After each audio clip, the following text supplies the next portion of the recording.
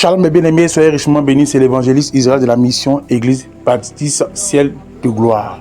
Voici le témoignage du serviteur de Dieu Freddy, du Venezuela. Bien-aimé, c'est un témoignage puissant, puissant. Un ancien bandit gangster qui est mort et qui a vu l'enfer.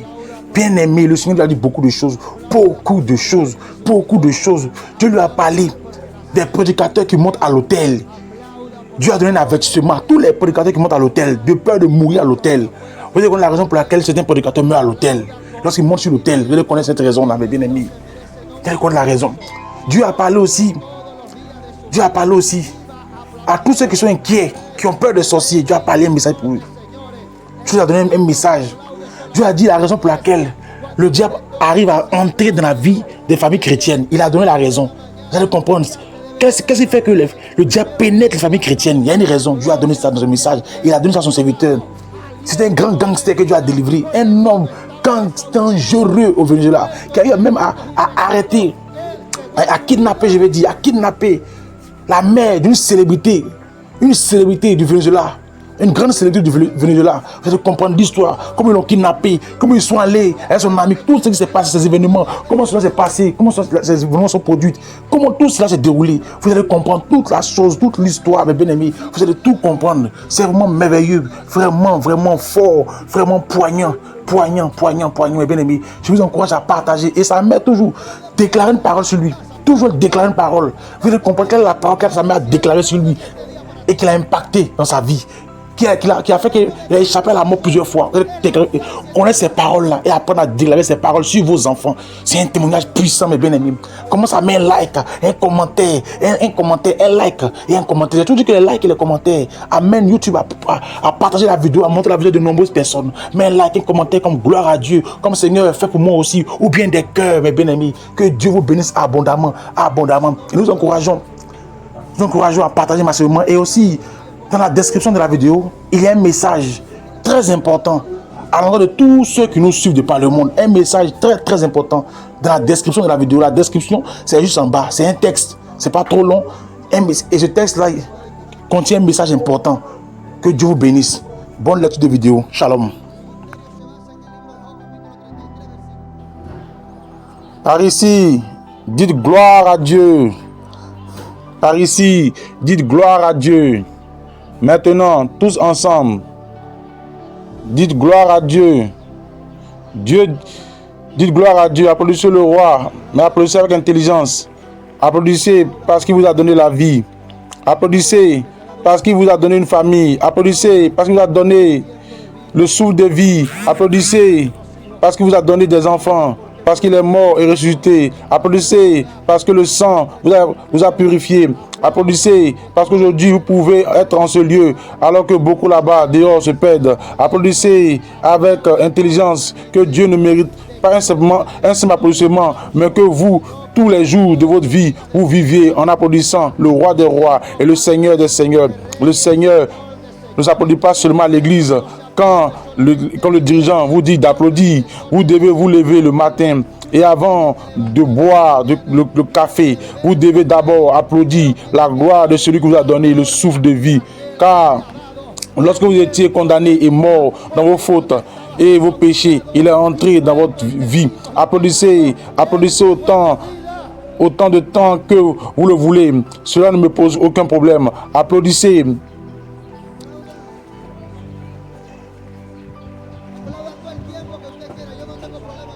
Le problème, c'est si vous m'applaudissiez, moi. Si vous m'applaudissiez pour moi-même, là, il y aura un problème. Applaudissez pour le miracle de votre maison. Applaudissez à la mesure de vos applaudissements. Car c'est ainsi que sera le miracle en ce jour pour toi.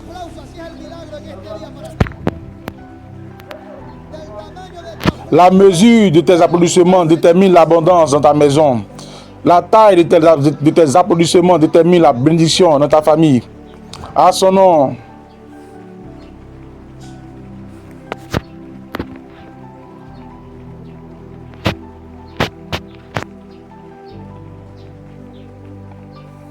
À son nom, la gloire. Que Dieu vous bénisse. Vous êtes vraiment beau. Vous avez l'air magnifique. Dis à celui qui est à tes côtés, tu es magnifique. Et à ceux qui me regardent sur Internet aussi, par la télévision, vous êtes magnifiques. Jésus-Christ vous aime. Je viens du Venezuela, de la ville de Caracas, et mon ministère est fondé sur le livre de Job, chapitre 33, verset 4, où la Bible dit « L'Esprit de Dieu m'a créé, et le souffle du Tout-Puissant m'a donné la vie. » Le ministère que le Seigneur m'a confié s'appelle Ministère International, un souffle de vie. Je suis actuellement basé à Maracaibo, où je suis pasteur d'une église appelée Impact de Dieu, aux côtés du pasteur principal qui s'appelle Alexander Marquez, un jeune de 20 ans qui est aussi pasteur parce que Dieu fait des choses nouvelles. J'envoie mes salutations au Venezuela, à ma mère, car c'est grâce à ses prières que je suis sur cet hôtel et par la miséricorde de Dieu. Je suis son ministre. Combien de mères y a-t-il ici? Dieu va aussi accomplir le miracle avec toi. Ne te lasse pas de prier, car Dieu écoute ta prière. Persévère dans ce que Dieu t'a dit, car Dieu va accomplir le miracle. Allez avec moi dans le livre de la Genèse.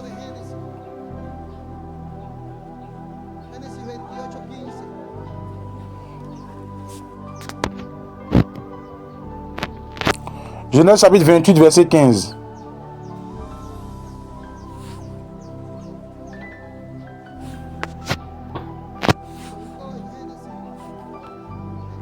Placez-vous dans Genèse 28, verset 15. Et lisez avec moi la parole de Dieu.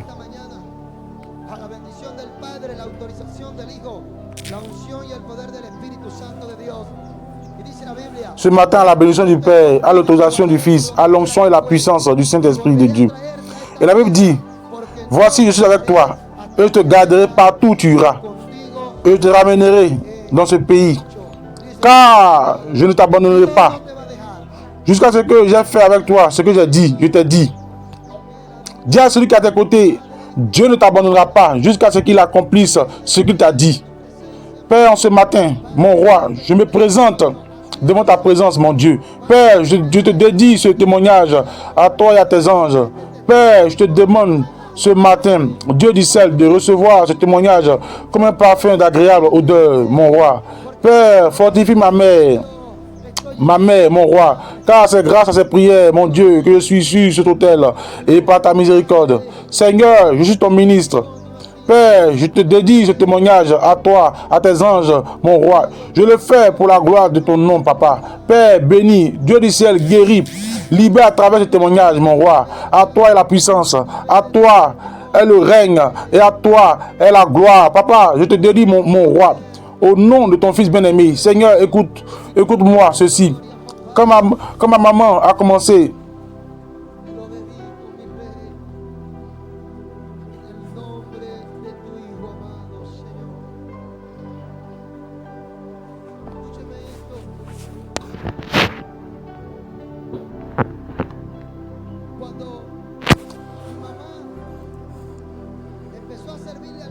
Quand ma maman a commencé à servir le Seigneur, ma maman a commencé à servir un Dieu qu'elle aimait et qu'elle aime toujours. Parce que ma maman savait que Dieu avait le pouvoir de faire des choses surnaturelles. À l'âge de 12 ans, je suis le plus jeune d'une fratrie de 12 enfants. Et à l'âge de 12 ans, dans la ville de Caracas, je me suis pris de passion pour une profession. Celle que j'ai commencé à exercer, qui était le jockey, monter à cheval. J'ai obtenu mon diplôme dans cette profession, dans laquelle le monde de la drogue est terrible. Et à 12 ans, j'ai commencé à consommer de la cocaïne. À seulement 12 ans. Consommant de la cocaïne alors que j'étais un enfant. Encore. La drogue a commencé à tuer mes sentiments. La drogue a commencé à tuer mon envie de vivre. La drogue a tué l'amour pour ma famille, l'amour pour ma mère. Parce que c'est ce que fait la drogue. Elle tue les sentiments de l'homme. Elle tue les rêves de l'homme. Elle tue les objectifs et la destinée de l'homme. Il y a seulement 12 ans, j'ai commencé à consommer de la cocaïne. Dans ma profession, j'ai commencé à gagner beaucoup de courses et à obtenir beaucoup d'argent. Mais à travers cette profession, les dégâts n'ont fait que croître. Parce que j'ai commencé à aimer beaucoup d'argent. Et la drogue me consumait chaque jour davantage. Vers l'âge de 14 ou 15 ans, j'ai dû abandonner ma profession parce que j'ai subi une fracture à ce genou. J'ai dû arrêter de monter, mais le mal était déjà fait dans ma vie. J'étais consommateur de cocaïne. J'étais devenu accro à la cocaïne et j'avais un grand amour pour l'argent. À 15 ans, j'ai commencé à commettre des délits à Caracas. Et ma mère a toujours servi le Seigneur. Et je me souviens que ma mère n'a jamais parlé négativement de ma vie. Ma mère ne m'a jamais traité de drogué. Ma mère ne m'a jamais traité de bon à rien. Ma mère ne m'a jamais traité d'inutile. Ma mère m'appelait toujours mon pasteur et mon prédicateur. Ma mère me disait toujours, tu vas être mon prédicateur. Tu vas être... Je ne sais pas, ma mère, comme tu vois les choses dans ta famille, je ne sais pas si tu les vois comme Dieu l'ordonne ou si tu les vois comme on te le dit. Ma mère me disait toujours, tu vas être prédicateur. Et à 15 ans, c'était la période où je commettais le plus de délits. J'ai commencé à diriger un gang dans la ville de Caracas, au Venezuela, appelé Los Escopeteros, les fusiliers. Un gang dangereux dont j'étais le chef. De ce gang au Venezuela, mon nom apparaissait dans les journaux. On me surnommait le mineur. La police offrait de l'argent pour ma capture. Le gouvernement m'offrait de l'argent pour moi. J'ai commencé à distribuer de la drogue, à faire passer de la drogue. On a commencé à me présenter beaucoup de gens. Et j'ai commencé à faire passer de la drogue dans d'autres pays. À 16 ans à peine. Et malgré ce que j'étais,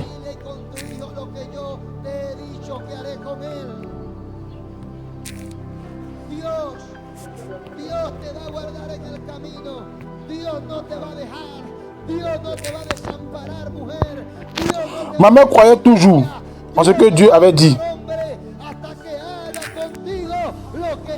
Ma mère gardait précieusement cette parole que Dieu lui avait adressée.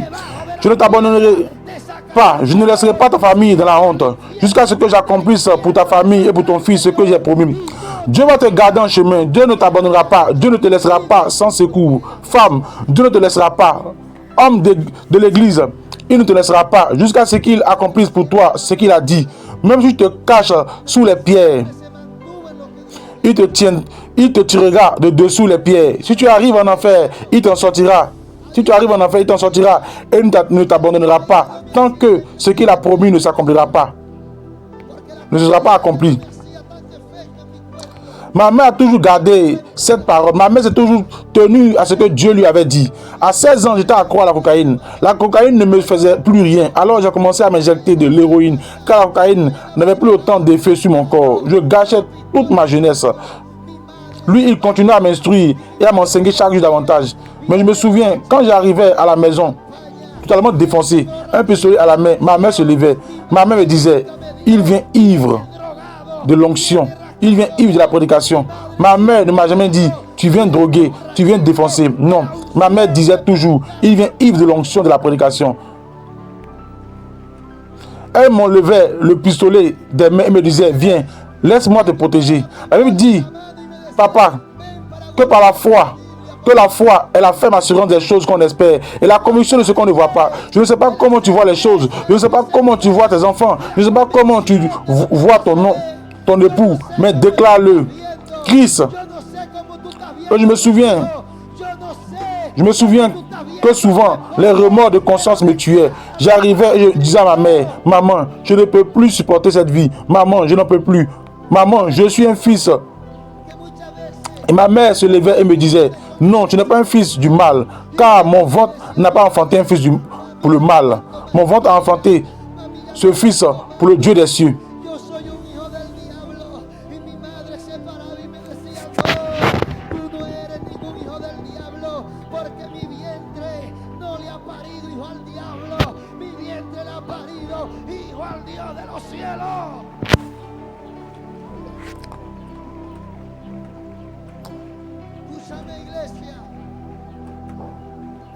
Écoutez-moi, écoutez-moi, Église. Ma mère avait compris que son ventre avait été béni par Dieu et non maudit. Ma mère avait compris que dans son sein, Dieu avait un fruit. Car la Bible dit que les enfants ne sont pas aux parents, mais qu'ils sont à Dieu. Tes enfants sont à Dieu. Ton époux est à Dieu. Tes fils sont à Dieu. Le drogué est à Dieu. La prostituée est à Dieu. La femme légère est à Dieu. L'homosexuel est à Dieu. Le sorcier est à Dieu. Nous appartenons tous à Dieu. Car Dieu déteste le péché. Mais il aime le pécheur. Il l'aime.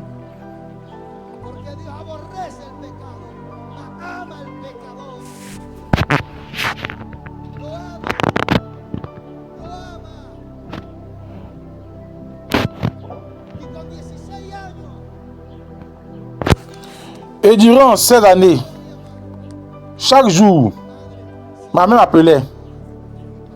Mon prédicateur, à 17 ans, il me manquait 2 mois pour avoir 18 ans, pour atteindre la majorité.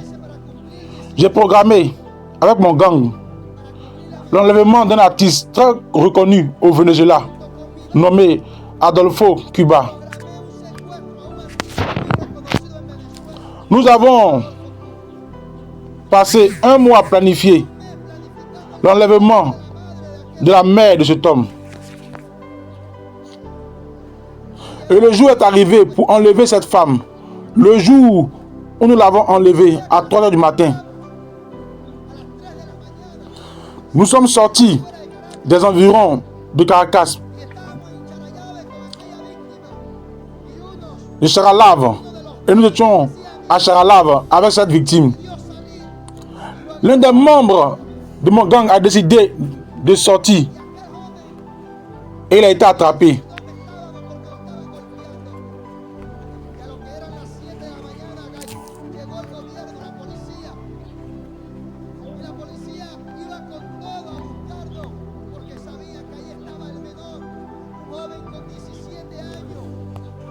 Par la police. Ce jeune a commencé à dire où nous étions parce qu'il le frappait. Et à 7 heures du matin, le gouvernement est arrivé, la police. La police était prête à tout pour nous trouver, car elle savait que là-bas se trouvait ce mineur, un jeune de 17 ans qui a changé l'histoire de la délinquance là-bas à Caracas, dans le quartier de la Vega, passé de drogue, d'enlèvement et j'en passe. Les gens disaient, s'il révolutionne déjà tout cela à 17 ans, comment sera-ce à 30 ans? On ne pourra pas le supporter. Et je me souviens que lorsque je gravissais l'escalier de ma maison, il y avait une dame qui me regardait toujours depuis l'escalier et me disait, je ne vois pas le jour où ils te tueront. Je ne vois pas le jour où ils t'ôteront la vie. Je ne vois pas le jour où nous sortirons de toi. Quand ils trouvaient ma maman, ils lui disaient la même chose. Mais ma maman leur répondait, ils ne vont ni m'enlever la vie, ni... C'est un délinquant. Il a la vie et la vie en abondance. Et c'est un formidable prédicateur. Écoutez, ce que je vais vous dire. C'est pour que vous compreniez une chose. L'homme a été créé par un dessein divin, par Dieu. Satan est venu pour tuer et pour détruire. Mais Jésus-Christ est venu pour donner la vie et la vie en abondance. Jésus-Christ est venu pour donner la vie et la vie en abondance. Satan connaît la parole, mais il n'en a pas la révélation. Vous croyez que si Satan avait su que Jésus-Christ allait ressusciter, il l'aurait crucifié? Non, il ne l'aurait pas crucifié. Il connaît la parole, mais il n'a pas la révélation. Vous et moi, nous avons la révélation et nous l'avons. C'est pourquoi je te dis, mère, c'est pourquoi je te dis, homme, c'est pourquoi je te dis, femme, proclame la parole, déclare la parole sur ta maison, déclare la parole sur tes enfants. Satan n'aura jamais imaginé que Jésus-Christ allait ressusciter, frère, et que vous et moi allons être aujourd'hui dans ce lieu en train de louer son nom.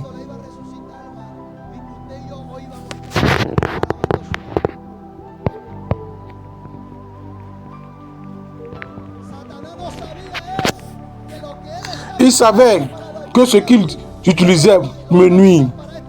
Dieu allait l'utiliser en ce temps pour que j'arrache ses âmes de ses mains. Satan ne le savait pas. À 17 ans, le gouvernement est tombé sur nous. La police, sur ce lieu. Et une fusillade a commencé. Ces gens du PTJ disaient: rends-toi, gamin, car nous allons te tuer. Je leur répondais: si vous voulez me tuer, je tuerai d'abord cette vieille femme. Et après, tuez-moi si vous voulez. Mais je la tuerai en premier. Je ne la lâcherai pas. À mon côté droit se trouvait mon cousin. Et ils l'ont tué à mes côtés, avec un tir dans la tête. Cela m'a rempli encore plus de rage. J'ai saisi cette femme et j'ai posé le pistolet sur sa bouche. Et je lui ai dit: je vais te tuer, vieille, parce qu'il vient de tuer mon cousin à cause de toi.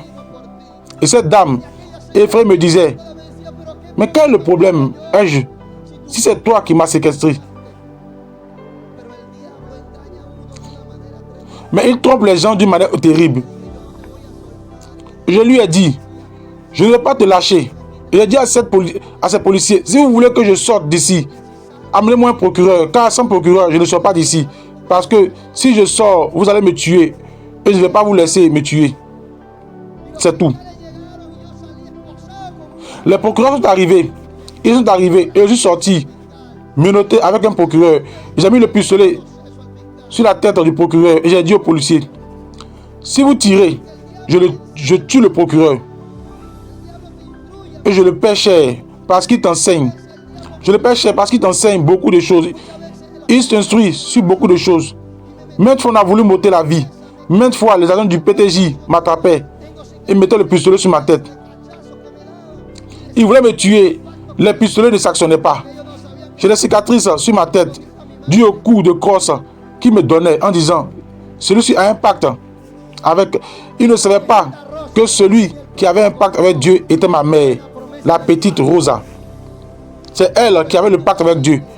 Et j'étais dans la promesse de ce pacte, comme tu l'es aussi.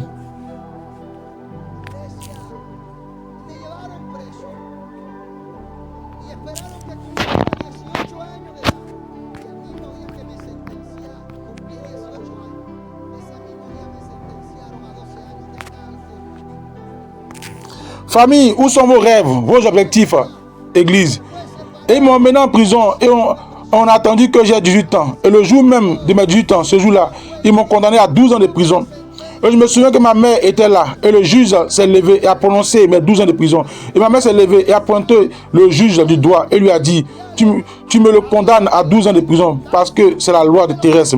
Mais mon Christ me l'a condamné dans les lois célestes à la vie et en abondance.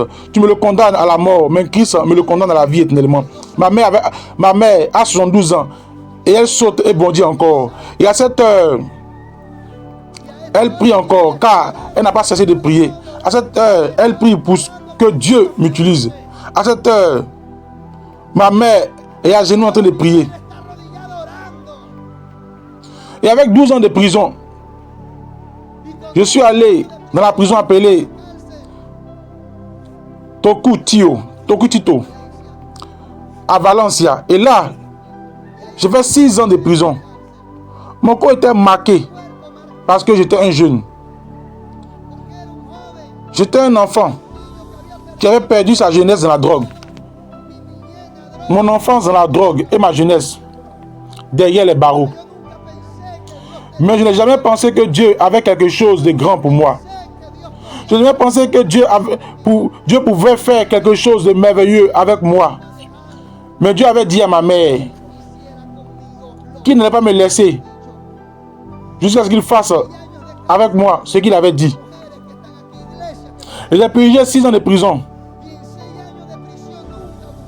Homme, femme, qui est ici, église,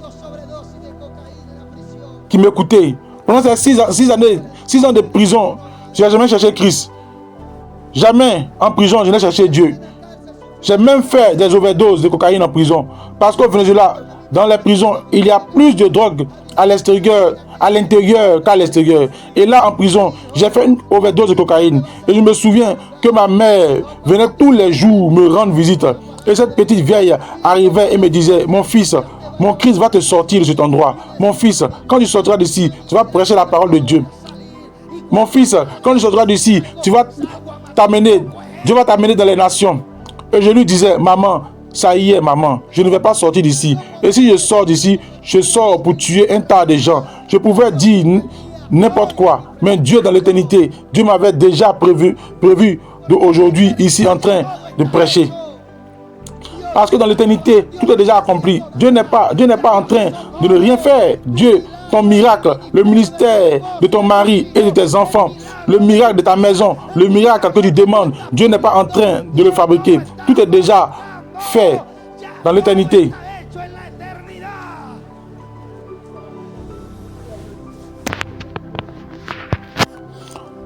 Tout est déjà fait dans l'éternité. Mais toi et moi, nous devons l'amener dans le monde naturel. Et ma mère parlait toujours avec foi, en se connectant avec l'éternité.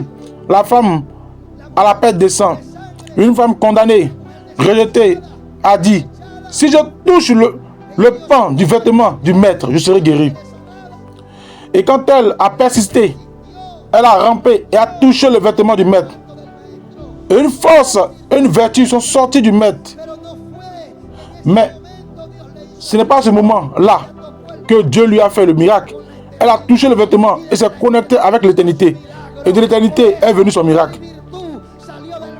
C'est pour cela qu'une force et une vertu sont sorties du maître.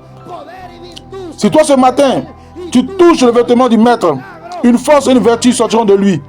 Et tu emporteras ton miracle ce matin. Après 6 ans de prison, je suis sorti. Mais je suis sorti en souffrant du cœur. Je suis sorti pour commettre encore plus de délits. Je suis sorti pour être pire. Je suis sorti avec plus de connaissances. Parce qu'en prison, on apprend plus. Mais je ne savais pas. J'y allais avec d'autres pensées.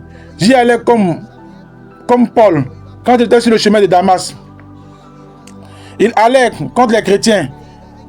Il avait demandé l'autorisation à la synagogue pour attraper les chrétiens et les enfermer. Et Paul y allait avec cette mentalité-là à Damas. Mais Dieu est venu et a interrompu son chemin. Et a changé ses plans. C'est ainsi que je suis sorti un jour comme Paul. Je suis sorti avec d'autres pensées.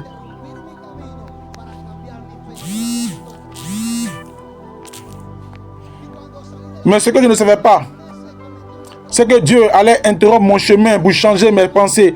Et quand je suis sorti de prison, 2 mois plus tard, j'ai commis un braquage. Et je suis allé sur le littoral central de la Gaïra. Et cela faisait 3 jours que nous consommions de la cocaïne dans un hôtel. Et le 3e jour, j'ai commencé à convulser à l'aube. Et ceux qui disaient être mes amis m'ont attrapé et m'ont laissé en plan à l'hôpital Vargas de Caracas aux urgences. Et dans ce lieu, je me souviens que quand je suis arrivé, ils m'ont placé une pilule sous la langue et ont commencé à me brancher plusieurs câbles et beaucoup de choses. Et je voyais flou. Et peu de temps après, je vois arriver ma sainte mère. Et ma mère est arrivée, s'est prosternée à genoux. Ma mère ne m'a d'abord fait aucun reproche ni rien.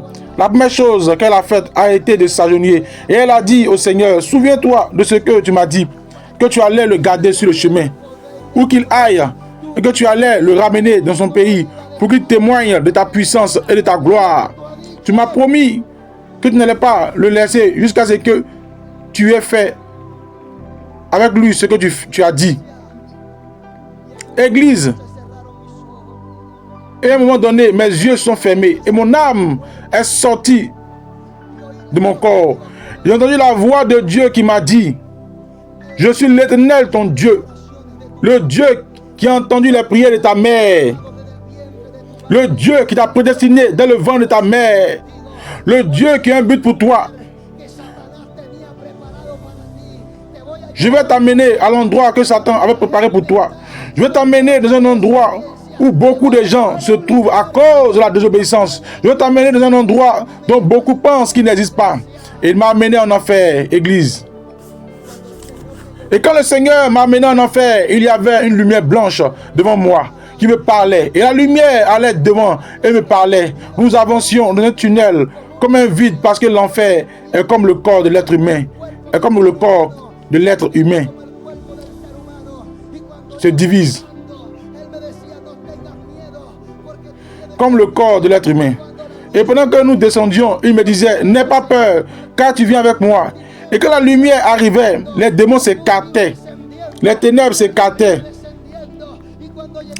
Et la lumière descendait, la lumière descendait. Et quand nous sommes arrivés à un endroit où il a commencé à me montrer des gens qui étaient là, des gens fouettés, des gens avec des verres, des gens qui étaient condamnés, des gens avec des chaînes, des gens qui demandaient pitié, des gens qui criaient, des gens qui gémissaient. Et il me disait, voici l'endroit que Satan avait préparé pour toi.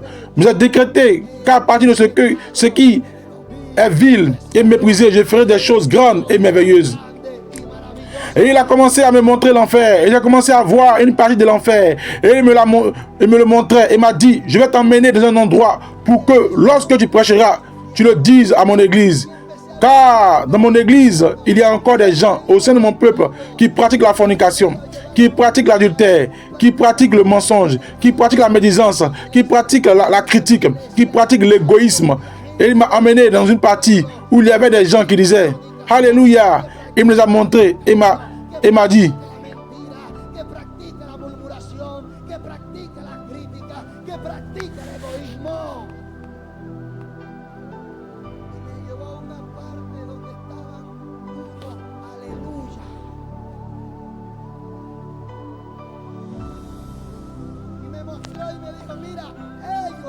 regarde, eux louent mon nom.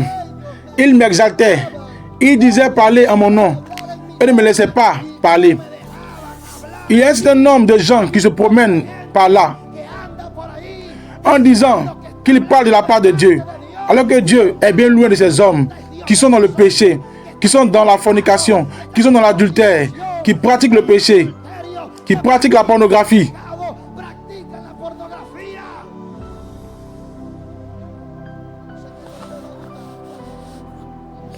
Je sais que cela ne va pas plaire aux gens qui montent sur les autels, qui quittent les autels et vont forniquer.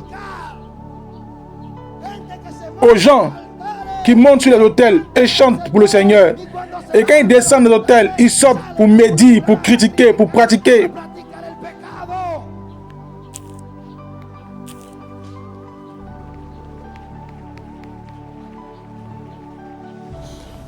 Le péché.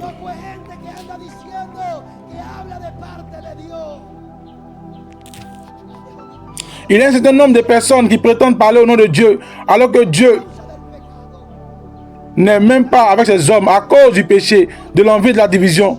Vous savez qui sont les plus divisés sur cette terre? Le peuple de Dieu. Le peuple de Dieu, le corps du Christ, est le plus divisé sur cette terre. C'est pourquoi Satan a toujours pris de l'avance. J'ai vu des chrétiens courir. Qui a dit cela? C'est lui qui doit courir là où tu vas. Ce n'est pas toi qui dois courir quand il arrive. Mais pour que cela arrive, toi et moi, nous devons vivre dans la sainteté pour Dieu.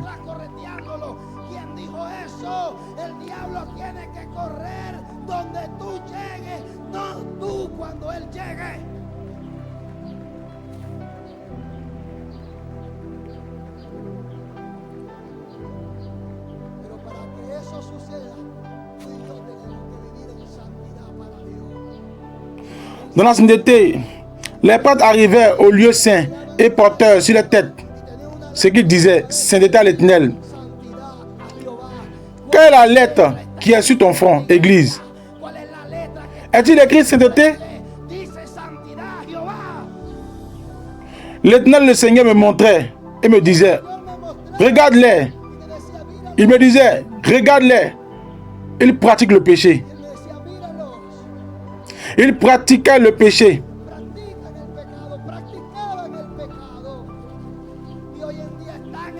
Et aujourd'hui, ils sont dans ce lieu parce qu'ils pratiquaient le péché. Et quand la mort les a surpris, Satan les a emmenés dans ce lieu. Église. Je ne suis pas venu t'apporter un témoignage pour t'émouvoir.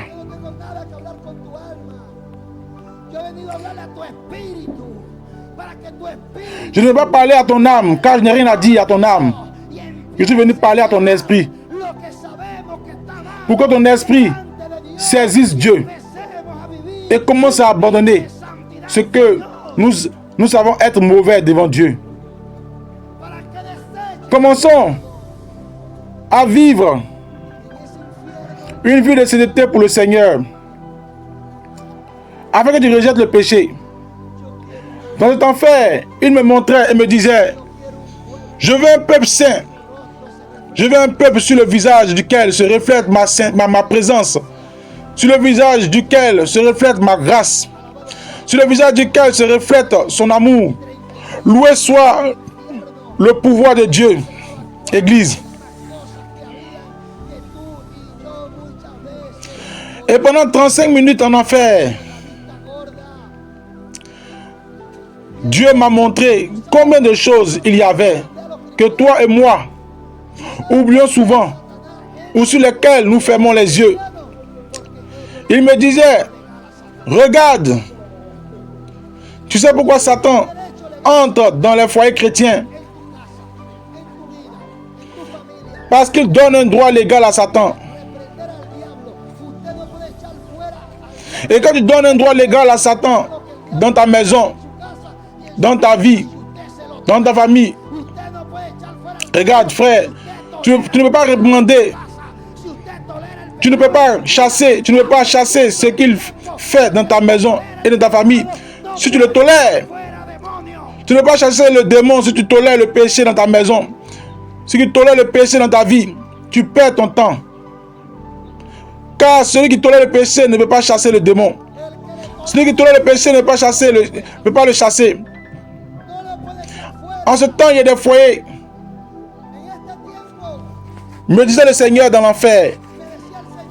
Il me disait qu'il y a des foyers chrétiens où il y a deux royaumes, où il y a deux types d'eau, amère et douce. Il y a deux types de royaumes. Ils disent que c'est mon royaume, mais Satan règne aussi.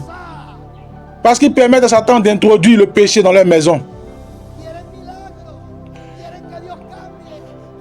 Ils veulent des miracles. Ils veulent que Dieu change. Ils veulent que Dieu transforme. Pourquoi acceptes-tu les mauvaises paroles dans ta maison?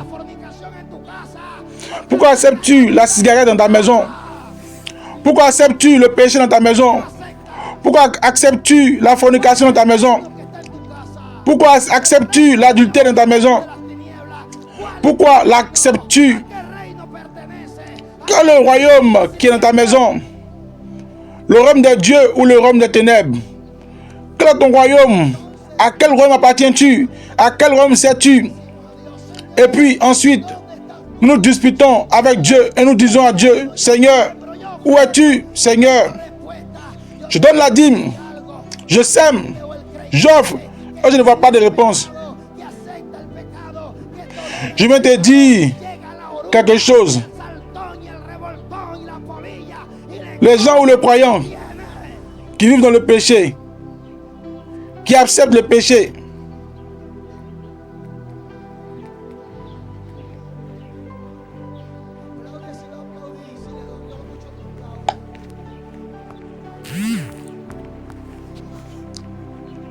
celui qui tolère le péché, la chenille, la sauterelle, et le gélec, et le gazam arrive devant ce qu'il a.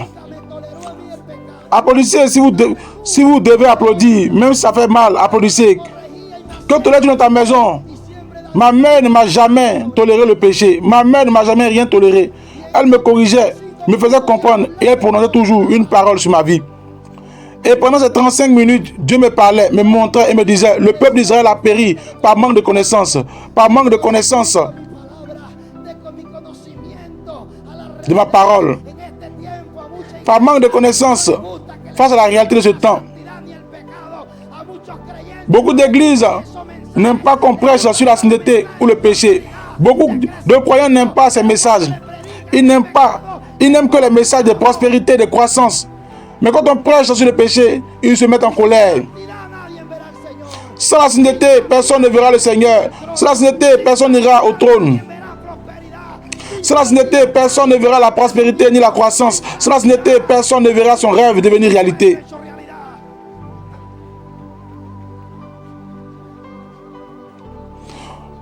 Beaucoup n'aiment plus qu'on leur prêche et qu'on leur dise qu'ils sont dans le péché.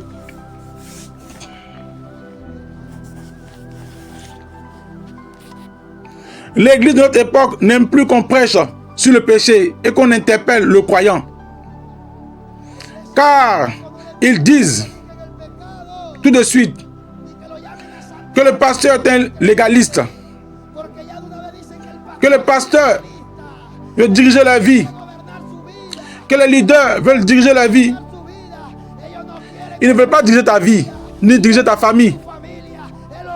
Ce qu'ils veulent, c'est t'amener vers la terre où coule le lait et le miel. Car rien de mondain n'entre dans la terre où coule le lait et le miel. Seuls les sanctifiés y entrent, ceux qui se sanctifient pour le Seigneur.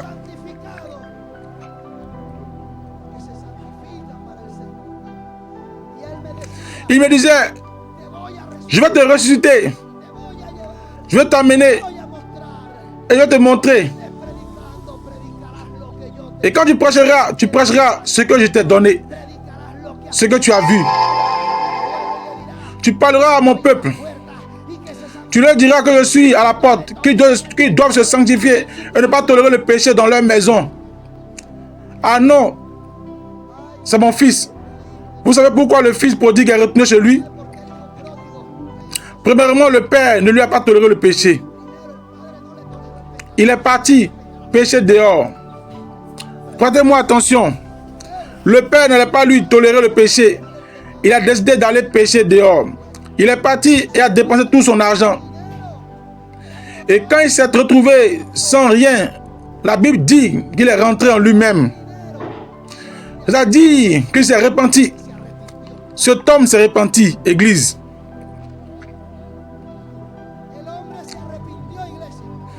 Parce qu'il est rentré en lui-même. Il a dit, je suis en train de mourir de faim ici dans la rue. Alors que dans la maison de mon père, il y a du pain en abondance. Je vais retourner vers mon père, car il a la bénédiction pour ma vie. Le fils prodigue est arrivé et le père l'attendait à la porte. Et quand il est arrivé, le père ne l'a pas jugé ni pointé du doigt, car il avait compris qu'il s'était repenti. Il a donné qu'on change ses vêtements. Et on lui a mis le plus bel anneau. Il a compris qu'en dehors du royaume de Dieu, on ne peut rien faire. Je ne sais pas si tu tolères le péché de ton fils. Si ton fils veut partir dans la rue, dis-lui, tu reviendras comme le fils prodige.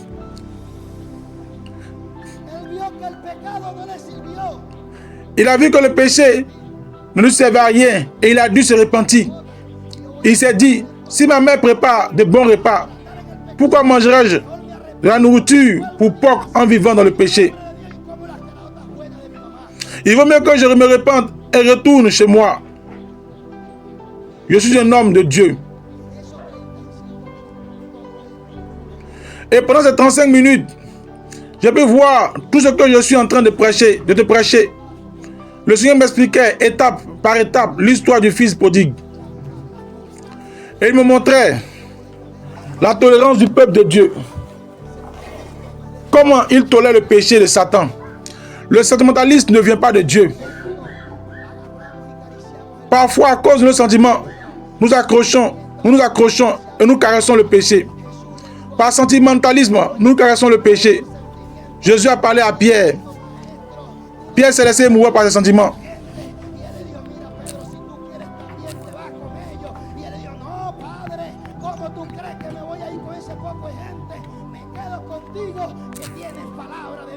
Il a dit, maître, ne penses-tu pas que tu as parlé durement à ces gens? Et il lui a répondu, écoute Pierre, si tu veux, tu peux aussi t'en aller avec eux. Et il a dit, non Père, comment peux-tu croire que je vais partir avec ces poignées de gens? Je reste avec toi, car tu as les paroles de la vie éternelle. Ça fait mal, même si ça fait mal. Même si ça fait mal, qu'on nous frappe durement. Même si ces prédications font mal, parce que je sais que ça fait mal. Même si ces messages font mal, quoi qu'il fera de grandes choses avec toi et avec ta famille, si tu les mets en pratique. Parce que je sais que ça fait mal, et ça fait très mal. Est-ce que ça fait mal ou pas?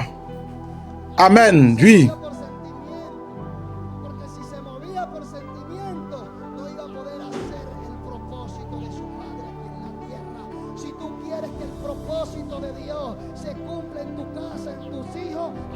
Ça fait mal. Jésus n'a pas été motivé par les sentiments. Il n'a jamais agi par sentiment. Quand il savait agir par sentiment, quand il avait agi par sentiment, il n'aurait pas pu accomplir le dessein de son Père ici sur terre. Si tu veux que le dessein de Dieu s'accomplisse dans ta maison pour tes enfants, mets les sentiments de côté et marche à travers la parole prophétique que Dieu t'a donnée pour toi et ta famille. Le dessein ne se réalisera pas dans ta maison, il se réalisera dans ta famille. Le dessein se réalisera dans ta maison, il se réalisera dans ta famille. Et il réalisera avec toi ce que l'Éternel a dit. La parole prophétique est une parole qui arrive dans la vie de l'homme et de la femme et qui traverse les générations de cette famille. Mais les malédictions se transmettent aussi de génération en génération dans cette famille.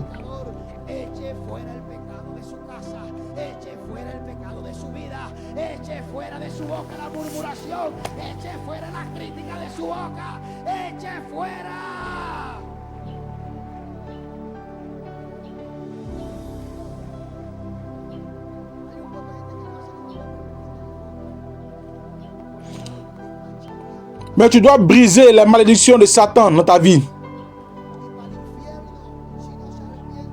Comment je les brise, pasteur? Comment je les brise, prédicateur? Jetez le péché hors de votre maison. Jetez le péché hors de votre famille. Jetez le commérage hors de votre bouche. Jetez la critique hors de votre bouche. Jetez-les dehors.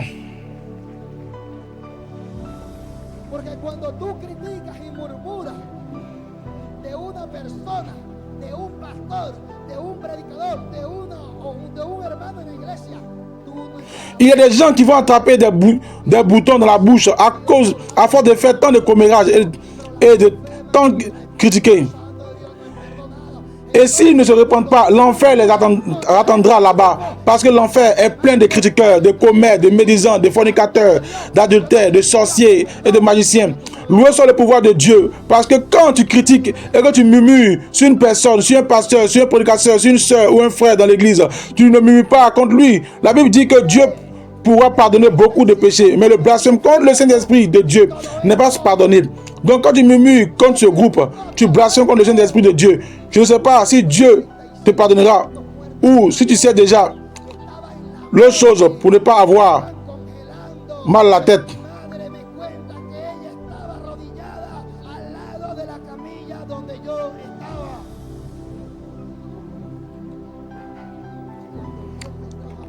Écoutez, en 35 minutes en enfer, j'ai vu tout cela.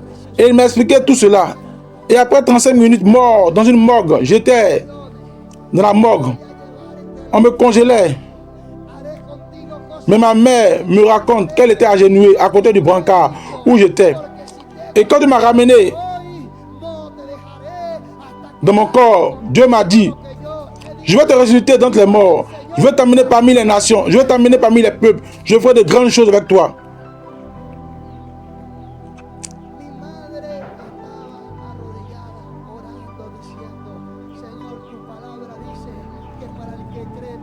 Je ferai avec toi comme je l'ai dit. Car si je t'ai gardé jusqu'à aujourd'hui, je ne te quitterai pas jusqu'à ce que j'accomplisse avec toi ce que j'ai dit. Et quand le Seigneur m'a ramené de mon corps, l'église, ma mère était agenouillée, priant et disant, Seigneur, ta parole dit que tout est possible à celui qui croit. Seigneur, ta parole dit que mon cœur ne craindra aucune mauvaise nouvelle tant qu'il se confie en l'Éternel. Seigneur, ta parole dit que si nous t'avions, même si nous mourrons, nous vivrons, Seigneur. Ta parole dit, oh, que tu es un père de promesses et tu m'as promis que mon fils allait être un prédicateur.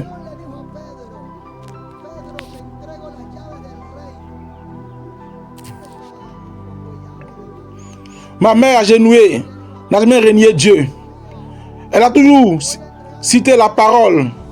Quand le Seigneur a dit à Pierre, Pierre, je te remets les clés du royaume. Il ne lui mettait pas juste un trousseau de clés dans la main. Il a dit à Pierre, Pierre, mon fils, Je vais te remettre les clés du royaume. Pierre, et tout ce que tu liras sur terre, Pierre, sera lié dans les cieux. Et tout ce que tu délieras ici sur terre sera délié dans les cieux, Pierre. Mais sur ce que tu as dit, Pierre, je bâtirai mon église.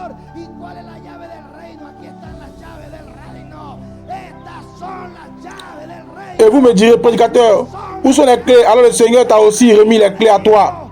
Ce qui se passe, c'est que beaucoup d'entre nous ne savent pas utiliser les clés. Nous n'avons pas encore appris à utiliser la clé du royaume. Et vous me direz, prédicateur, et quelle est la clé du royaume? Voici les clés du royaume. Ce sont celles qui ouvrent le royaume de Dieu, sa parole. Sa parole ouvre le royaume. Quand tu la déclares, quand tu la prononces, le royaume s'ouvre en ta faveur. Et quand le Seigneur m'a ramené dans mon corps,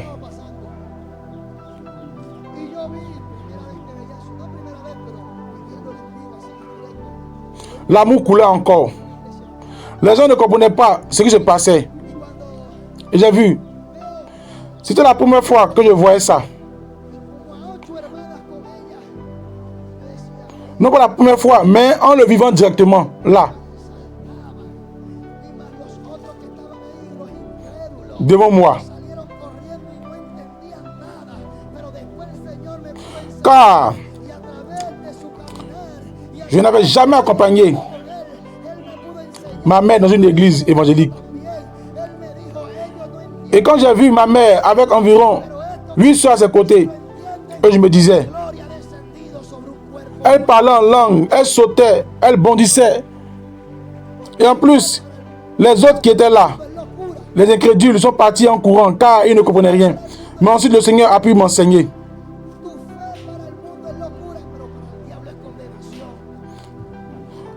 Mais ensuite, le Seigneur a pu m'enseigner. En marchant, main dans la main avec lui, il a pu m'enseigner quelque chose à ce moment-là aussi. Il m'a dit, eux, ils ne comprennent pas ce qui se passe. Mais ceux qui sont ici, eux, ils comprennent que ma gloire est descendue sur un corps mort.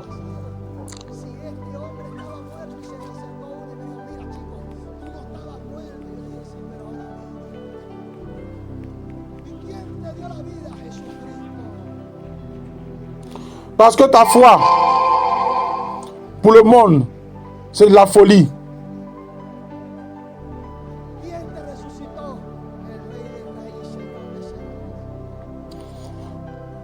Ta foi pour le monde, c'est de la folie. Mais pour lui, c'est une condamnation. Et cette mère, je me suis levé.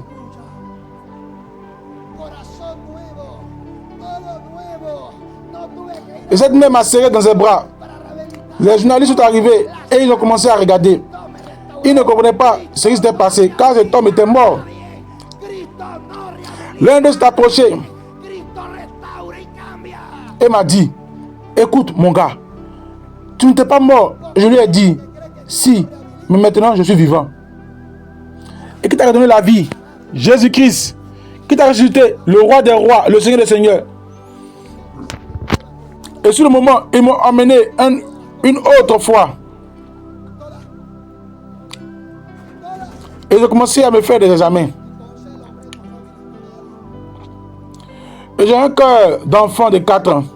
Alléluia, un cœur nouveau. Tout est nouveau. Et je n'ai pas eu besoin d'aller dans un centre de désintoxication pour me réhabiliter. Non. Le sang de Christ m'a restauré. Christ ne réhabilite personne. Christ ne réhabilite personne. Christ ne réhabilite personne. Christ restaure. Et il change les choses. Il y a des gens qui croient que Jésus-Christ réhabilite. Jésus-Christ ne réhabilite personne. Il restaure et il transforme. Parce qu'il dit que nous sommes de nouvelles créatures. Et que toutes les choses anciennes sont passées.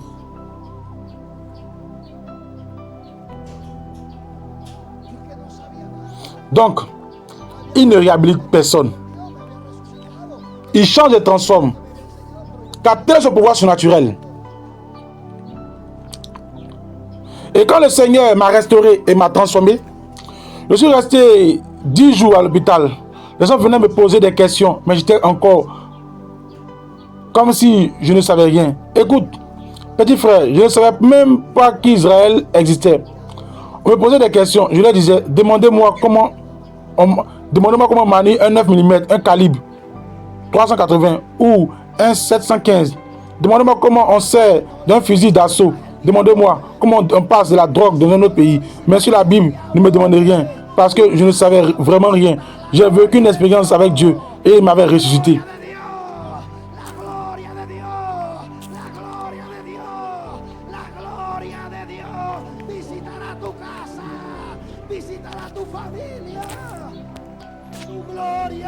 Dieu m'avait enseigné. Mais je n'avais encore rien de tout cela. C'est alors que le traitement de Dieu a commencé dans ma vie.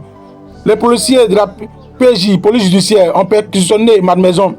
Mais 2 mois plus tard, ce ne sont plus les policiers qui perquisitionnent ma maison. Ce sont les alléluia, les croyants qui visitent ma maison. Votre maison ne sera plus visitée par une femme. Votre maison ne sera plus visitée par un homme. C'est la gloire de Dieu qui visitera votre maison, qui visitera votre famille. La gloire de Dieu, la gloire de Dieu, la gloire de Dieu visitera votre maison, elle visitera votre famille. Sa gloire. La gloire va visiter votre maison. Mais débarrassez-vous de votre péché. Débarrassez votre maison du péché. Éloignez le péché de votre famille. Détestez le péché de votre maison et la gloire visitera votre demeure. La gloire vous visitera. Mais éloignez le péché. Ne tolérez plus le péché. Et la gloire vous visitera. La gloire vous visitera. Sa gloire vous visitera. L'église du Dieu. L'église, Dieu. Dieu a un plan immense pour vous. Et ne vous laissera pas tranquille. Tant qu'il n'aura pas accompli en vous ce qu'il a promis.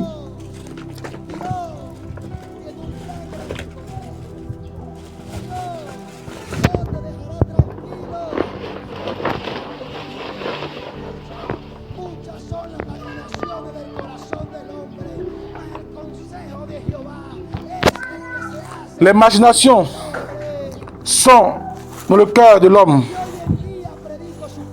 Mais c'est le conseil de l'Éternel qui s'accomplit dans la vie de l'homme. Aujourd'hui, je prêche sa parole. Je parcours les nations en prêchant. Je prenais presque tout le Venezuela, du état du Venezuela. Je prêche cet évangile. Ce qu'il m'a dit dans le feu, les épreuves, il est en train de l'accomplir dans ma vie. Ce que Dieu vous a dit à vous, mère, ce que Dieu vous a dit à vous, homme, ce que Dieu vous a dit à vous, l'église, Dieu l'accomplira dans votre vie. Persistez, persistez, persistez, persistez. Cette veuve est venue devant le juge injuste. Et elle a persisté devant le juge. Et le juge lui a rendu justice. À plus forte raison, Dieu vous rendra justice.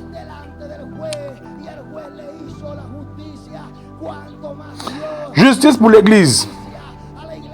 Le lieu très haut. Jésus-Christ n'est pas seulement ressuscité pour nous donner la vie, mais il est aussi ressuscité pour faire ressusciter nos rêves et nos objectifs. Jésus-Christ est ressuscité pour accomplir de grandes choses avec vous, pour accomplir de merveilleuses choses avec vous, pour accomplir de grandes choses avec votre famille, pour accomplir de grandes choses avec votre maison. L'église, la religion veut amener l'homme au ciel, mais la religion veut amener l'homme au ciel, alors que je sais que Jésus-Christ a promis la vie éternelle. Bien sûr que oui, elle est à nous. Mais si vous croyez quelle est la priorité de Dieu en ce temps, c'est que vous et moi, nous réjouissions sur cette terre. C'est que votre mère voit vos enfants convertis et que votre père voit vos enfants convertis. Que votre épouse voit votre époux converti. Que votre épouse voit votre épouse convertie. Dieu fera d'abord justice dans votre vie. Et ensuite, il vous amènera au ciel. Mais d'abord, il fera justice avec vous, ici, sur la terre. Il fera de votre rêve une réalité. Il fera d'abord de grandes choses avec vous. Car un jour, nous cesserons d'être pasteurs, prédicateurs, prophètes. Un jour, nous cesserons d'être tout cela. Mais il y a quelque chose que nous ne cesserons jamais d'être, des adorateurs.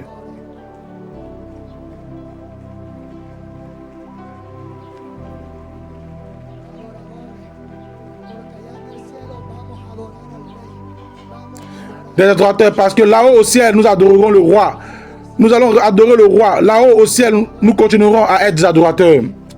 Et quiconque adore Dieu doit l'adorer en sainteté. Il doit l'adorer de tout son corps, de toute son âme et de tout son esprit. Il doit l'adorer de toutes ses forces. Il doit croire que ce que Dieu a promis, Dieu l'accomplira. Que ce que Dieu vous a dit, Dieu l'accomplira. Écoutez-moi. Il a dit dans sa parole qu'il me ramènerait sur ma terre. Aujourd'hui, je suis au Venezuela en train de prêcher. Mais aussi en train de diriger une église.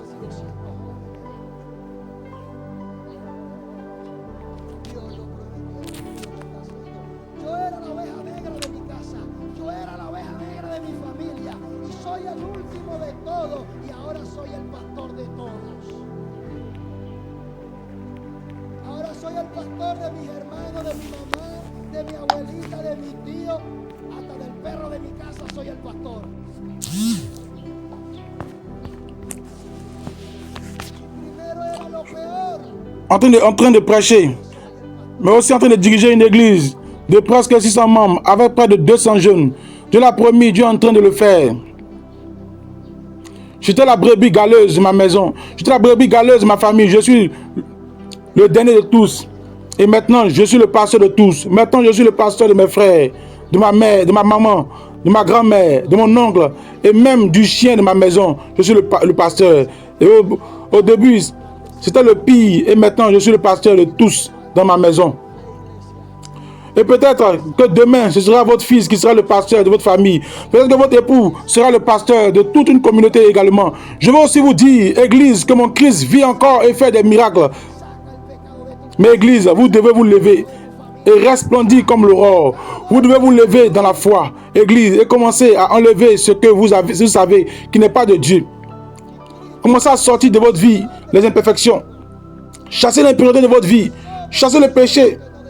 Chassez le péché de votre maison. Chassez le péché de votre famille. Chassez le péché et vous verrez la lumière. Mon Christ veut faire de grandes choses avec nous. Mais parfois, c'est nous qui ne laissons pas Christ faire de grandes choses avec nous. Nous savons où nous manquons à Dieu. Nous savons où nous sommes en train de faillir. Mais nous ne voulons pas le reconnaître. Nous ne voulons pas nous mettre en règle avec Dieu. Nous voulons que nous sommes en train de tromper Dieu. Vous ne trompez pas Dieu. Vous vous trompez vous-même. Je sais que cela ne vous a pas plu, mais je dois le prêcher. Écoutez-moi, le royaume de Dieu, la priorité du royaume est de vous bénir. La priorité du royaume est que vous soyez bénis par le royaume. Mais souvent, nous ne connaissons pas le royaume. Nous n'avons pas la culture du royaume. Parce que nous voulons vivre la vieille culture de cette terre encore dans le Seigneur. Et si vous voulez vivre votre vieille culture, votre vieille coutume de cette terre, et que vous voulez venir au Seigneur pour les vivre, alors vous êtes éliminé avec les bases pleines. Comme on dit au Venezuela, vous n'irez pas au bal. Mais quand vous changez votre mentalité de désert pour une mentalité du royaume, et que vous changez votre culture terrestre pour la culture céleste,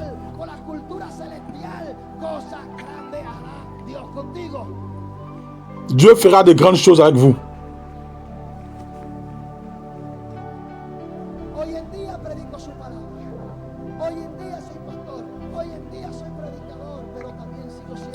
Aujourd'hui, je prêche sa parole. Aujourd'hui, je suis pasteur. Aujourd'hui, je suis prédicateur. Mais je continue aussi à être un fils de Dieu. Parce que je suis pasteur. Je ne suis plus que l'un d'entre vous. Parce que je suis prédicateur. Je ne suis plus personne de plus que personne. Parce que Dieu n'est ni petit-fils ni cousin. Et Dieu n'a pas besoin de préférence. Dieu a des enfants. Et tout ce qu'il a une mentalité de fils. Au même niveau que n'importe quel prédicateur et n'importe quel pasteur. Aucun pasteur n'est plus que vous. Aucun prédicateur n'est plus que vous. Peut-être êtes-vous plus qu'eux quand ils sont dans le péché. Ou vivez dans la sainteté. Mais vous devez garder ce que Dieu vous a dit.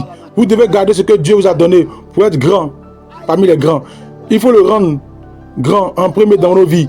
Il faut l'agrandir avec notre tout.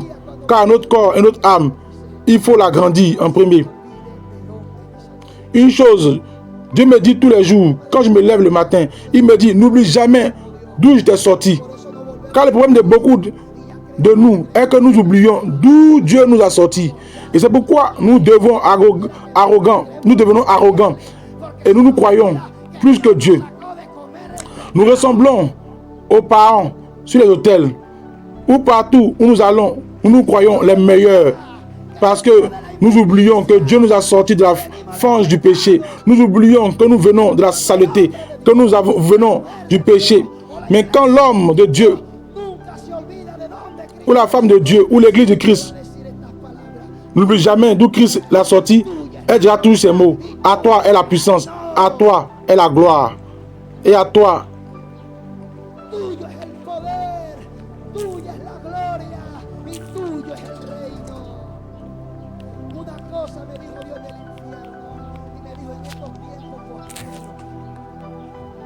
et à toi appartient le règne, à toi appartient la puissance, à toi appartient la gloire, et à toi est le règne. Une chose que Dieu m'a dit en enfer, il m'a dit dans ce temps de la fin, attachez vos ceintures de sécurité. Il m'a dit dans les temps de la fin, ma gloire va en tuer beaucoup sur l'autel. Quiconque monte sur mon autel dans le péché, ma gloire va le tuer.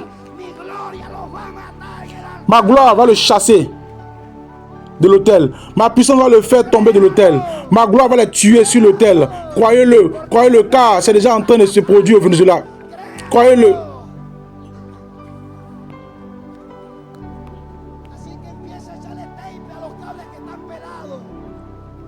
Alors commencez à mettre du ruban adhésif sur les fils, les fils qui sont dénudés. Commencez à vous mettre en règle avec Dieu. Car vous risquez soudainement de tomber lourdement dans ce lieu. Beaucoup n'aiment pas entendre cela, mais que puis-je y faire? Je dois le dire. J'applaudis le roi. Même ces fleurs, pour être dans ce lieu, doivent être sanctifiées.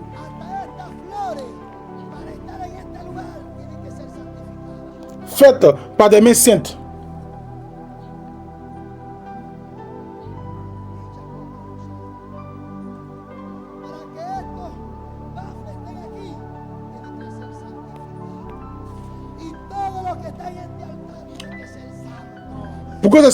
Pour que ces enceintes soient ici, elles doivent être sanctifiées.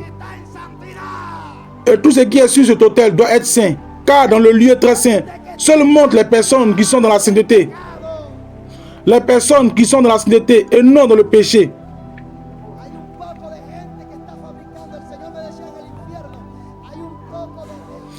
Il y a tant de gens qui fabriquent. Le Seigneur me disait en enfer, il y a un tas d'acteurs de théâtre là-bas, sur la terre. Il me disait à moi-même, mon peuple aime ce théâtre. Et il me disait, il y a un tas de fabricants, d'ingénieurs. Je disais, comment ça, Seigneur? Ils vivent dans le péché et ils veulent venir essayer de tromper les gens en fabriquant ma présence. Ma présence ne se fabrique pas. Ma présence se désire ardemment de la sainteté. Ma présence s'attire. Beaucoup de gens veulent fabriquer la présence de Dieu. Ils veulent la fabriquer, mais cela ne se fabrique pas. Mon frère, la présence de Dieu ne se fabrique pas. Elle ne se fabrique pas. Elle se vit.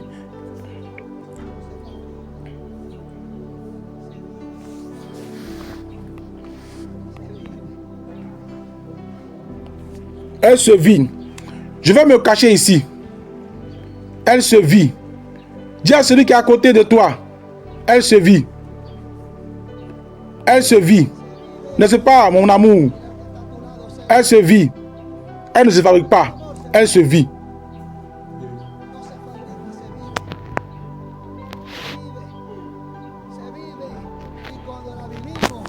Elle se vit. Elle se vit. Et quand nous la vivons avec délice. Alléluia. Nous la vivons.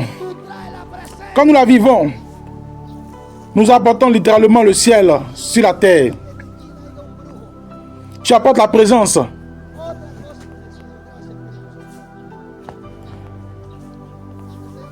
Et même s'il y a un sorcier au coin de la rue, regardez une autre chose que Dieu me disait. Merci Saint-Esprit.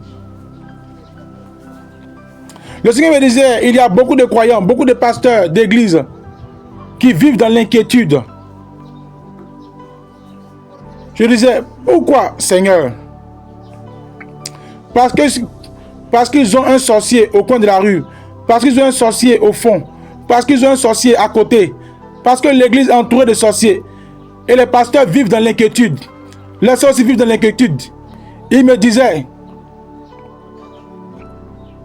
quand ils sortent de chez eux, ils commencent à faire le signe de la Sainte Croix contre nos ennemis, notre ennemi.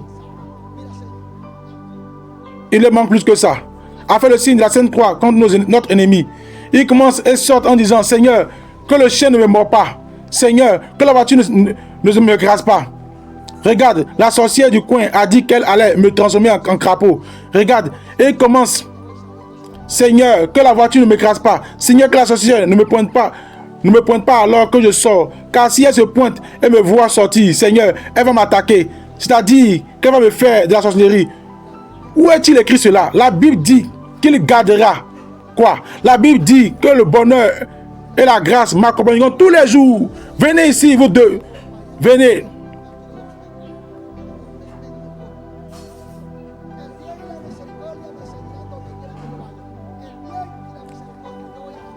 La faveur, le bonheur et la grâce me suivront. Partout j'irai. Le bonheur et la grâce, je vais marcher et ils vont me suivre. Allons-y, le bonheur et la grâce vont avec moi. Partout où je vais et avec moi. Lui est là, grâce. Mon ami, pourquoi dois-je m'inquiéter si aucune âme forgée contre moi ne prospérera? Pourquoi? Qu'est-ce que ça peut bien me faire?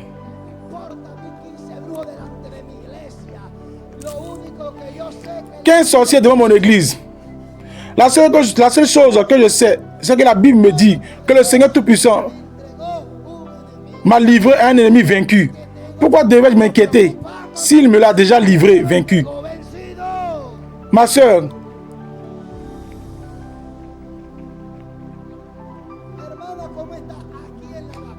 le Seigneur m'a livré un ennemi vaincu. Pourquoi devais-je m'inquiéter s'il l'a déjà livré, vaincu? Ma soeur, comment ça va? Ici dans la bataille, dans la lutte, je dis parfois, mais contre qui luttez-vous autant? Vous allez finir par obtenir un diplôme de lutteuse. Contre qui luttez-vous autant? Je ne comprends pas contre qui ils luttent autant, ces évangéliques. Mon frère, comment allez-vous, pasteur? En train de lutter, frère. Mais contre qui luttez-vous autant? Contre qui luttez-vous autant? Si le Seigneur vous a livré un ennemi vaincu, vous luttez contre quelqu'un de vaincu. Vous luttez contre un vaincu. Il est déjà vaincu. Lutte contre toi-même, oui, pour ne pas vivre dans le péché. Lutte avec ta chair. Ah, ça ne vous a pas plu.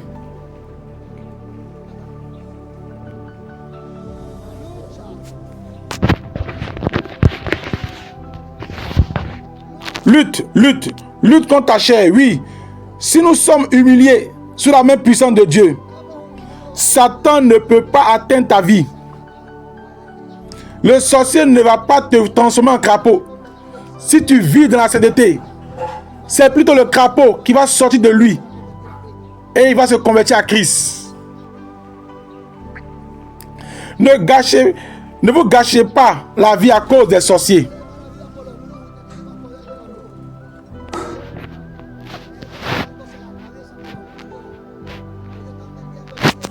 Vous avez plus de pouvoir que les sorciers. Vous prenez la tête à cause des sorciers, alors qu'ils perdent leur temps. Et vous gagnez tous les jours. Il y a des croyants qui disent, Seigneur, donne-moi la victoire. Donne-moi. Écoutez, jusqu'à quand allez-vous demander la victoire au Seigneur? Si la Bible dit que la victoire a déjà été donnée sur la croix du Calvaire, ce que nous devons faire, c'est vivre la victoire. Ne demandez pas la victoire, vivez dans la victoire. Jésus-Christ a dit sur le bois, Père, tout est accompli. Je lui ai arraché la tête, je lui ai mis l'épée et je l'ai tué, je l'ai détruit. Et que dois-tu dire, Église, dans ce matin? Sors de ce lieu avec l'épée à la main et dis, Satan, c'est accompli. Tu pars de ma maison, tu pars de ma famille. Arrachez-lui Coupez-lui la tête. Coupez-la. Vous avez l'épée. Vous avez l'épée.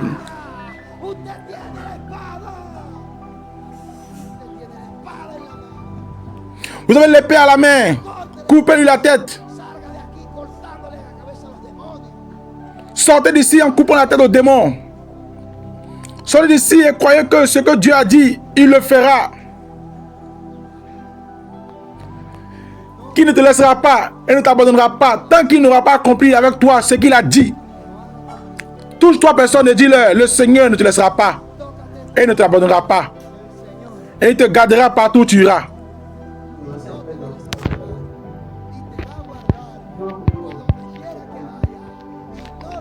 Et il ne te laissera pas tant qu'il n'aura pas accompli avec toi ce qu'il t'a dit.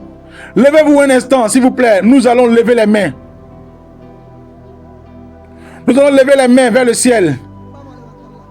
Et demain, je vais vous prêcher un message qui s'intitule « Dans le royaume, il n'y a jamais de crise ».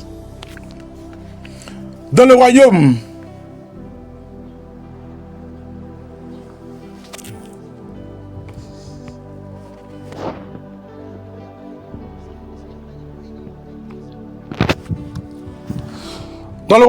il n'y a jamais de crise.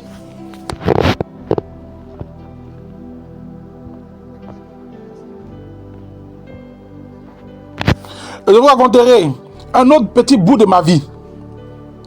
Mais je veux qu'aujourd'hui, vous leviez vos mains vers le ciel et fermez les yeux. Ne crois pas que j'ai besoin d'aller là où tu es pour t'imposer les mains. Non, non.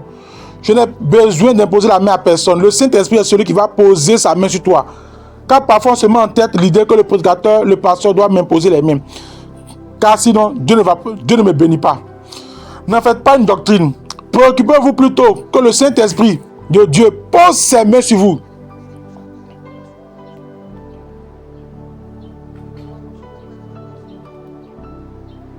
Allez, si vous pouvez lever vos mains vers le ciel et fermez les yeux. Un instant. Allez, ferme tes yeux et remets ton fardeau au Seigneur. Dis à Dieu ce qui s'est passé dans ta vie. Dis au Seigneur ce qui s'est passé. Dis au Seigneur ce qui t'a perturbé. Dis-le au Seigneur. Là, dis-le.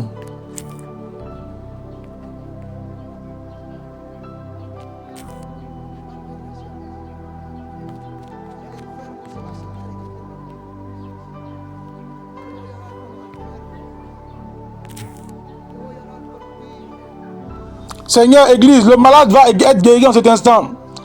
Je vais prier pour les malades. Je vais prier pour toi. Mon Christ va te guérir. Là où tu es, mon Christ va te guérir.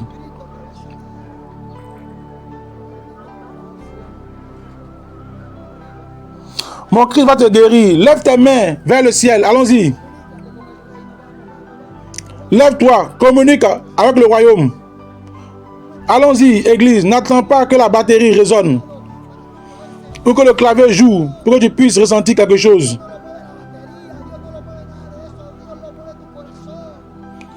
Dieu ne se déplace pas pour cela.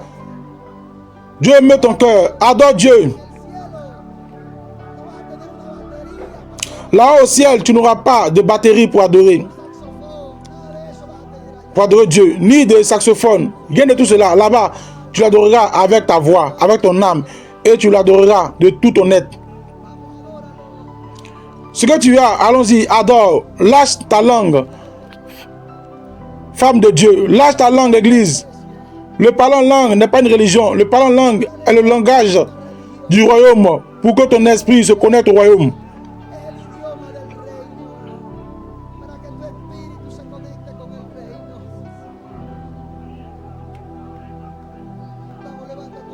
Allons-y, lève tes mains. Quelque chose est en train de descendre ici. Je suis plus fort.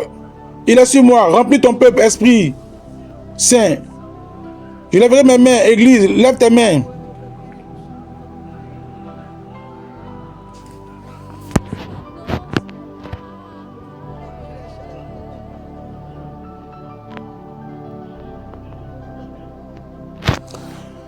Lève ta main et sa gloire Je toucherai. Chante-le. Allons-y.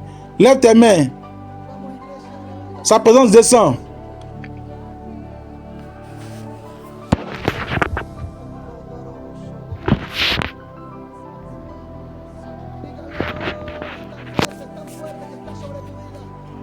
Il est ici, il est plus fort, dites-le, c'est ici fort, c'est ici puissant, cela repose sur ta vie. Je lèverai mes mains, Seigneur. Je prie sur ces tissus. Je déclare cette femme guérie maintenant même. Que toute douleur et toute maladie s'en aille. Esprit de maladie, je te lis. Je te lis et je vois les abîmes. L'Esprit de Dieu m'a oint pour prier pour les malades et pour qu'ils soient guéris maintenant. Il est guéri.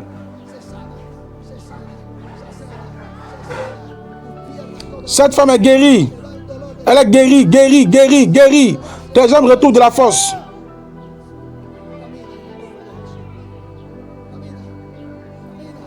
La douleur s'en va de tes jambes. Elle s'en va. Elle s'en va. Elle s'en va. Marche au nom de Jésus. Marche, marche, allons-y, marche. Marche, marche, oui, marche, marche, marche. Allons-y. Marche, reviens, sa gloire est sur moi. En guérissant les blessures, je marche avec celui qui est tombé. Sa gloire est là.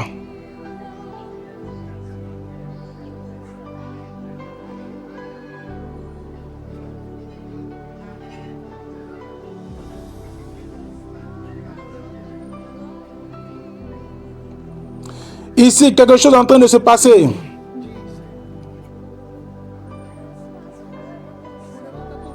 Ici, c'est plus fort. Main levée, ferme tes yeux, ferme tes yeux, ferme tes yeux. Tes yeux, main levée. Je lèverai mes mains. Allons-y, allons-y, ferme tes yeux. Ne fais rien d'autre, ferme tes yeux, ferme-les.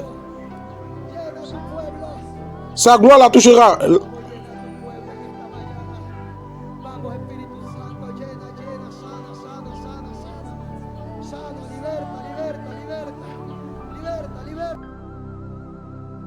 Dieu est merveilleux, mes bien-aimés. Dieu est merveilleux. Dieu est merveilleux. Bien-aimé, ce que Dieu a fait pour cet homme-là, il fera pour toi. Ce que Dieu a fait pour cet homme-là, il fera pour ton mari. Il fera pour ta femme. Il fera pour tes enfants. Il fera pour tes parents. Il fera pour tes oncles, tes tantes, tes neveux, tes cousins, cousines. Il fera pour toi au nom de Jésus-Christ. Jésus-Christ ne ment pas et il ne trahit pas. Il est merveilleux, il est puissant. Que cette grâce-là tombe sur toi. Alléluia, alléluia. Partagez massivement la vidéo. Que Dieu vous bénisse abondamment. Et nous rappelons toujours que nous avons mis un message dans la description pour tous les abonnés du monde entier, tous ceux qui nous suivent, tous les bénéfices du monde entier, ceux qui aiment voir l'évangile évoluer. Il y a un message très important que nous avons posté dans la description. La description se trouve juste au bas de la vidéo. Allez-y lire, c'est un message vraiment important, vraiment puissant. Que Dieu vous bénisse abondamment et que la grâce de Dieu repose sur vous. Pour tous ceux qui veulent nous contacter, nos numéros sont aussi dans la description. Vous pouvez nous contacter, nous sommes ouverts à tout le monde pour nous contacter. Et nous allons prier pour vous. Peu importe où vous êtes, peu importe votre cas, on va prier pour vous et la grâce de Dieu va tomber sur vous au nom de Jésus. Que Dieu vous bénisse abondamment, que l'amour de Dieu demeure sur vous et vos familles, que la bénédiction de Dieu soit constamment avec vous, soyez richement bénis, grandement bénis, que Dieu vous bénisse abondamment. J'étais l'évangéliste Israël de la mission Église Baptiste Ciel de Gloire. Que Dieu vous bénisse abondamment. Shalom, shalom, shalom. Mon amour avec vous en Jésus-Christ. Vous avez la possibilité de nous contacter sur ces numéros qui s'affichent.